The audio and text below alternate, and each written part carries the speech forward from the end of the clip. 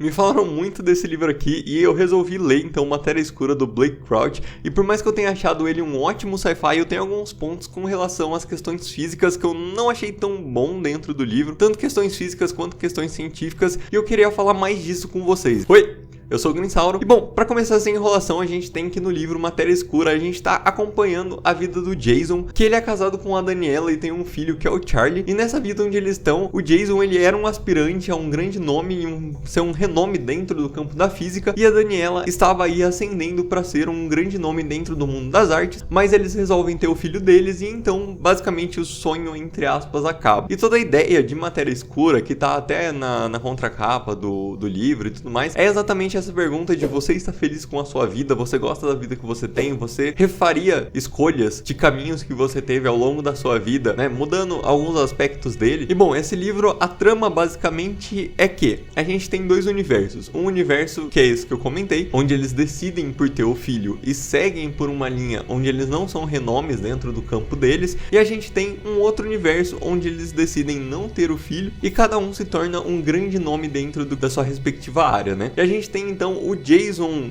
2, digamos assim, né, que é como ele vai ser chamado no livro, que é o nosso antagonista. Ele vai criar uma caixa, basicamente, uma caixa do tamanho de uma sala, mais ou menos, onde ela vai ter a capacidade de reproduzir a superposição quântica em pessoas, em seres humanos, tá? E aí, dando uma explicação bem rapidinha sobre o que é superposição quântica, muito provavelmente a essa altura você já ouviu o termo gato de Schrödinger. Gato de Schrödinger, basicamente, ele foi um experimento mental feito por Schrödinger, que é um grande físico quântico renomado, onde a gente pega um gato, bota dentro de uma caixa com um material radioativo, aí tem um sensor, enfim, se a radiação, né, o material radioativo decair e essa radiação chegar no sensor, vai matar o gato. E aí, enquanto o gato está dentro daquela caixa, a gente não consegue observar, né, o que tem ali dentro. O gato, a gente fala que ele está num estado de superposição quântica, porque ele pode estar tanto vivo quanto morto, até que a gente abra a caixa e veja o que aconteceu. Isso parte da probabilidade do elemento químico decair. Mas enfim, se você quer ver mais sobre isso, eu tenho certeza que tem vários vídeos no YouTube sobre, mas termina aqui esse vídeo e depois vai ver o que é realmente superposição quântica, para que você possa entender na magnitude aqui o que eu quero falar. E então esse Jason 2, ele faz esse rolê com essa caixa, né, e ele entra nela e vai pro mundo do Jason 1, o Jason que, pra ele, né, na visão do Jason 2, é o Jason mais feliz, porque ele ficou com a Daniela e abdicou aí da sua vida na ciência, porque o Jason 2, na vida da ciência, ele acaba sendo uma pessoa muito sozinha, muito triste, cercada ali por pessoas corruptas que só querem que ele faça novos experimentos, eles não realmente se importam com ele. E ele vai então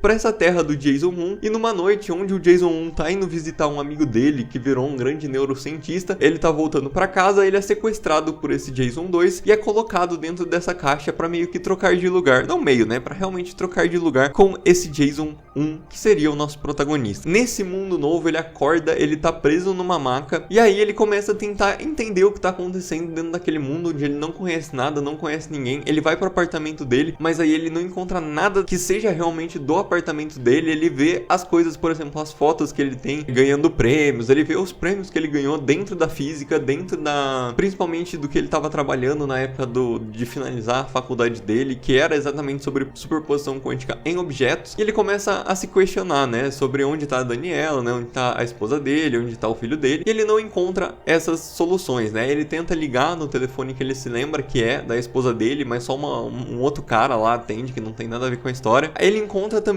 um folder, né, um folheto, para ver uma exposição da suposta esposa dele. Então ele vai nessa exposição tentando entender o que tá acontecendo, e lá ele percebe que ele não tá no mesmo universo onde ele é casado com a Daniela. Isso também gera um pouco de desavença ali entre a Daniela também, porque ela também não entende o que tá acontecendo, né? Meio que eles se conheciam desde a época da faculdade ali, mas aquele Jason não parece ser o Jason real, né? Então a gente tem daí que esse Jason 1, ele vai tentar usar aquela máquina que o Jason 2 criou, né, o nosso antagonista, para encontrar o Jason 2 e, enfim, tomar de novo o lugar dele, onde ele realmente deveria estar e que nunca deveria ter saído. Nisso a gente tem também a apresentação de uma outra personagem que é bastante importante, principalmente para o desenvolvimento pessoal do Jason 1, que é a Amanda. A Amanda, ela é a antiga psicóloga do nosso antagonista, e aí eles vão, né, dentro dessa caixa, abrindo portas, né, porque nessa caixa eles meio que ficam num estado de superposição quântica, e o livro ele vai meio que pela teoria e pela interpretação dos muitos mundos, tá? A gente tem várias interpretações interpretações para mecânica quântica, e as principais, pelo menos que eu imagino que são ditas aí, são espalhadas, digamos assim, são mais conhecidas, é a interpretação de Copenhagen, a interpretação de muitos mundos e a teoria das cordas ali para mecânica quântica. E nesse livro ele foca na teoria dos muitos mundos, onde quando você está num estado de superposição quântica, você meio que pode acessar muitos universos, né, e muitos estados diferentes da matéria de coisas que aconteceram, e então nessa caixa você tem várias portas que você vai abrindo e vai aparecendo em outros universos, né. E bom,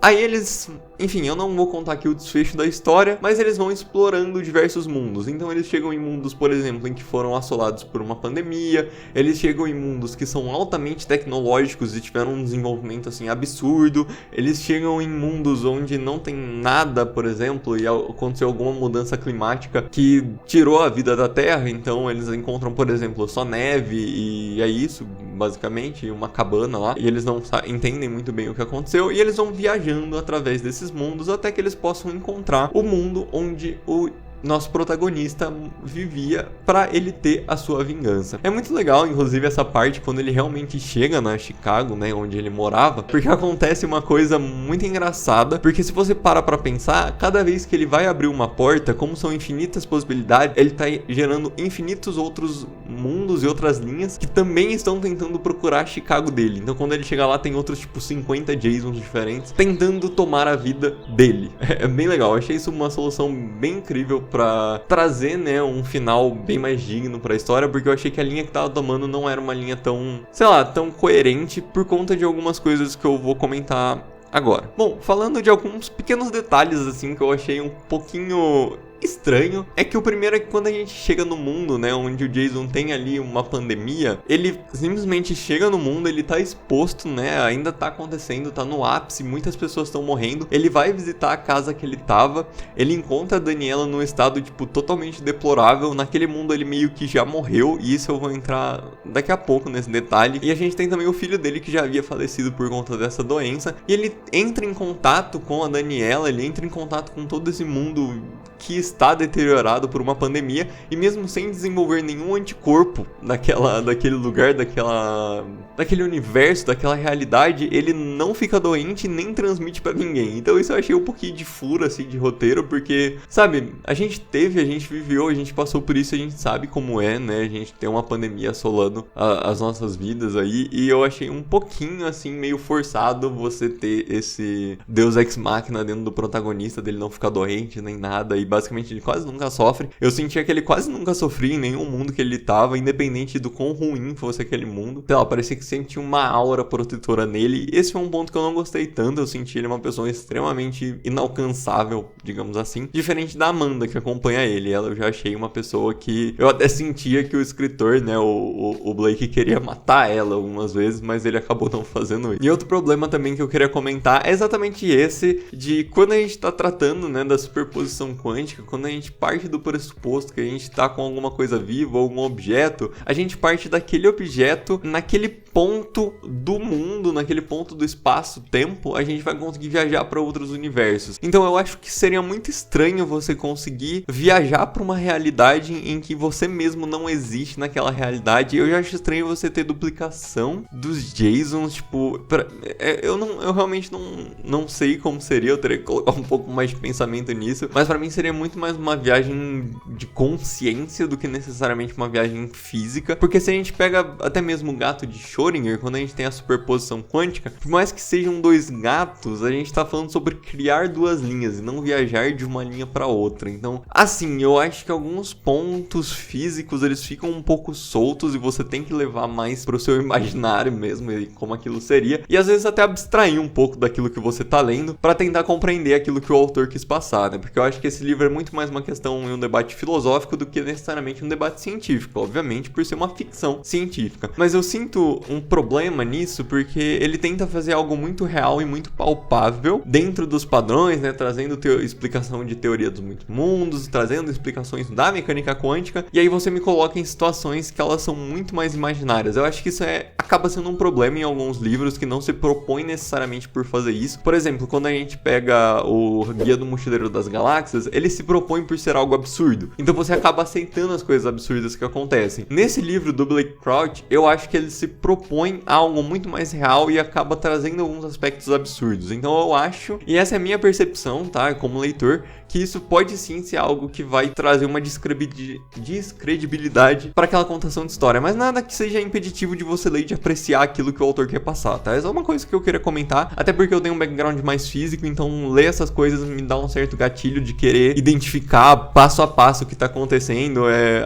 Um exemplo até ontem é que eu tava assistindo A Fuga das Galinhas, o novo filme da Netflix, e tem uma parte lá com pipoca, e aí eu, né, não é bem daquele jeito que se estoura pipoca, mas enfim, eu tendo a acabar analisando tudo muito fisicamente, cientificamente, então isso pode ser meio ruim, então é só abstrair disso que tá tudo certo. E aí, falando um pouco das escolhas narrativas que o autor teve, eu senti que em alguns momentos ele usa uma técnica ali, né, de escrita que é bem recorrente no livro, onde ele vai fazendo sentenças extremamente curtas e colocando uma embaixo da outra para trazer uma sensação de suspense e de necessidade, né, de agilidade. Sendo bem sincero, eu não sou fã desse tipo de narrativa. Eu acho que muitas vezes você pode trazer o suspense e a velocidade, né, aquela necessidade de você ter que correr, enfim, aquele ímpeto, sabe? E você pode trazer de uma forma um pouco mais descritiva com as características físicas do personagem, né? Eu acho que quando você traz essas frases curtas, acaba se tornando algo mais raso, mas isso é mais uma questão minha, tá? É algo que eu prefiro mais descrição, eu gosto de entender tudo que tá se acontecendo com aquele personagem pra entender como ele responde a certas situações. Eu acho que aí fica muito aberta a nossa imaginação, mas isso é uma questão minha. Eu só queria comentar que esse é um tipo de narrativa que acontece por conta disso, né? Por conta dessa escolha. O livro, ele é um livro bem rápido de ler, e isso foi uma coisa que foi muito legal, porque eu quis muito já pegar outros livros dele pra ler, porque eu imagino que a narrativa e as escolhas de escrita mesmo vão se seguir pelos outros, né? Então tem aí o Recursão, que eu quero bastante ler, tem o Upgrade também, que já tá na minha lista pra ler no ano que vem, que muita gente também recomendou, além do Matéria Escura. Bom, mas então é isso. Esse livro, como um sci-fi, ele se propõe a tudo que ele quer, né? Ele cumpre tudo aquilo que ele se propõe, ele entrega aquilo que ele tá te propondo desde o começo, que é ter uma discussão sobre qual vida você quer seguir. Eu confesso que eu achei que a discussão filosófica ia ser um pouco maior do que ela realmente é no livro, mas o final ele paga, ele realmente é um final muito bom. Toda a parte dramática que vai se chegando no arco final ali do protagonista e do antagonista, eles meio que acabam chegando no ápice meio que juntos, né? Eu acho que o final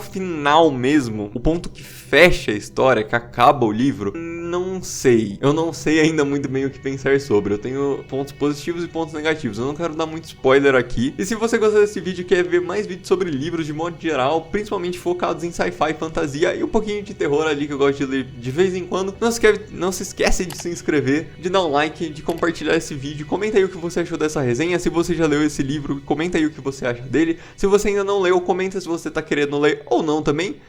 E é isso. Um abraço e até a próxima.